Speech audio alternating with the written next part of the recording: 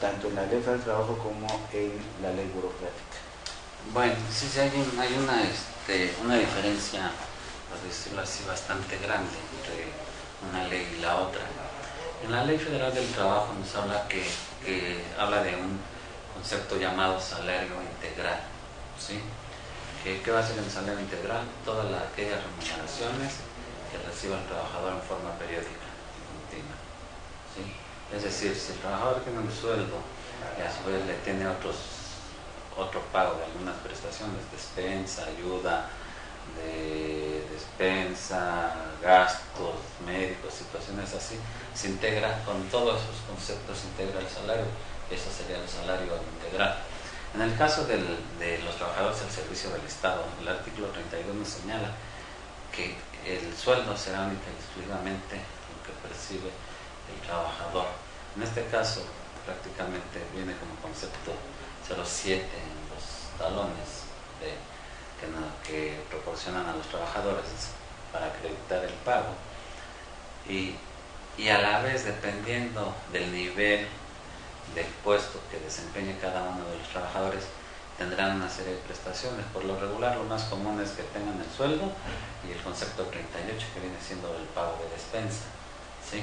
Aquí estos dos conceptos quedan, de acuerdo a la Ley Federal de los Trabajadores del Servicio del Estado, separados. Hay algunos otros puestos que tienen, de acuerdo de conformidad a la localidad donde se desempeñen, una compensación, ¿sí? Que vendría siendo, o aparece en el talón de cheque como ese concepto 06. Desde el punto de vista del artículo 32, esto no podría integrarse como salario, ¿sí? Sino que aún no obstante que los reciban en forma periódica y continua, ¿sí? Conforme a la ley del apartado B, no puede integrarse y considerarse como se considera en el apartado A, ¿sí? Desde mi punto de vista muy personal, yo creo que sí se debería de integrar, porque al final de cuentas forma parte del salario del trabajador. No son pagos extraordinarios los que se les están dando, por decirlo así, porque fuera por alto rendimiento o otras situaciones, ¿sí? Porque en muchos de los casos, inclusive cuando el trabajador se jubila, se ve afectado ahí su pago de pensión, porque no se integran estos conceptos.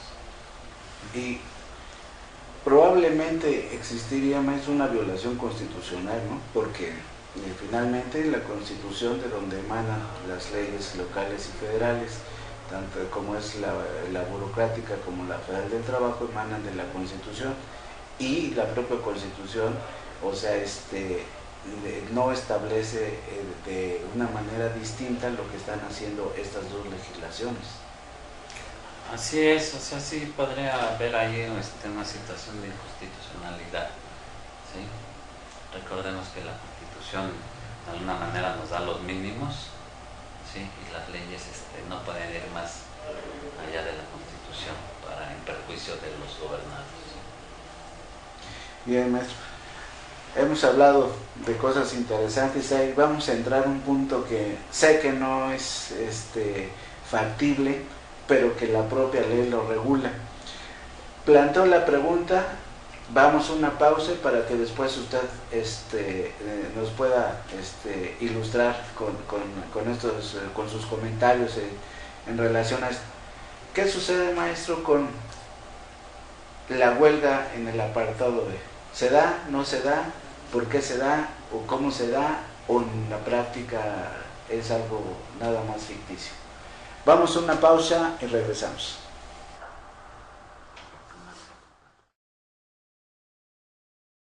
Yo antes le decía a mi papá que estaba gordo, que se cuidara, pero ya no puedo decirle porque ya no está. La diabetes es la primera causa de muerte en México. Si en tu familia hay algún diabético o padeces obesidad o sobrepeso, acércate a Prevenims.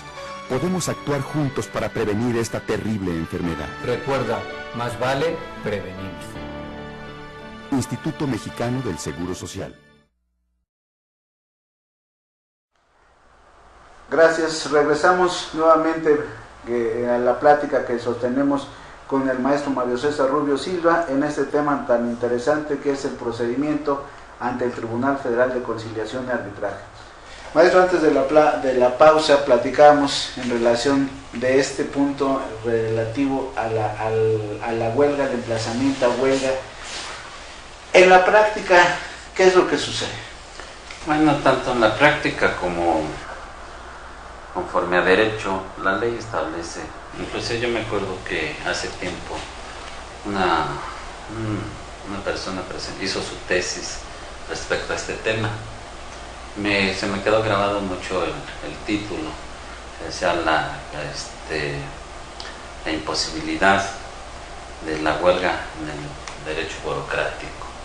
Efectivamente, como lo establece la ley, yo me atrevería a decir lo que es imposible que se dé la huelga, ya que la ley dice que para que se pueda emplazar a huelga será cuando se hayan violado en forma general y sistemática las condiciones generales de trabajo. ¿Sí? ¿Qué estamos diciendo con esto? Que no es por el hecho de que no es una parte de las condiciones, es decir, que les cambien el horario, por decirlo así, que les rebajaran el sueldo. No, se tendrá que dar en forma general la violación a las condiciones generales de trabajo y en forma sistemática, es decir, continua, no por un solo evento. Entonces estamos hablando que aquí el legislador protegió demasiado a los poderes, ¿verdad? Porque sería, desde mi punto de vista personal, imposible que se pueda emplazar a huelga conforme a derecho a cualquiera de las dependencias, porque se tendrían que cumplir con estos requisitos que establece la ley.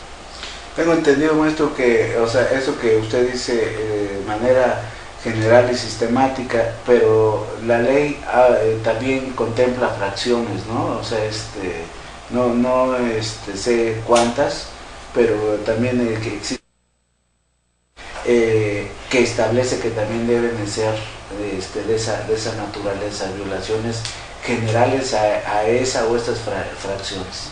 Sí, sí, aún así con estas fracciones que indica la ley, ¿sí? Sería imposible que se pudiera llevar a cabo la huelga. Es muy dado verlo en la práctica, ¿sí? Que cierto número de trabajadores hagan paros, inclusive algunas de las veces hasta cierran calles, ¿verdad?, en protesta. Pero, o sea, estos actos se podría decir así que son ilegales. El paro, con los brazos caídos, todas estas situaciones no los contempla la ley, ¿sí?, como protesta. Si el trabajador considera que ha sido violado alguno de sus derechos, lejos de protestar conforme a derecho y de acuerdo a la ley, tendría que presentar su demanda o bien acudir al área de conciliadores, a la unidad de conciliadores, para solucionar dichos conflictos, ¿verdad? Pero no mediante los paros o brazos caídos, situaciones así.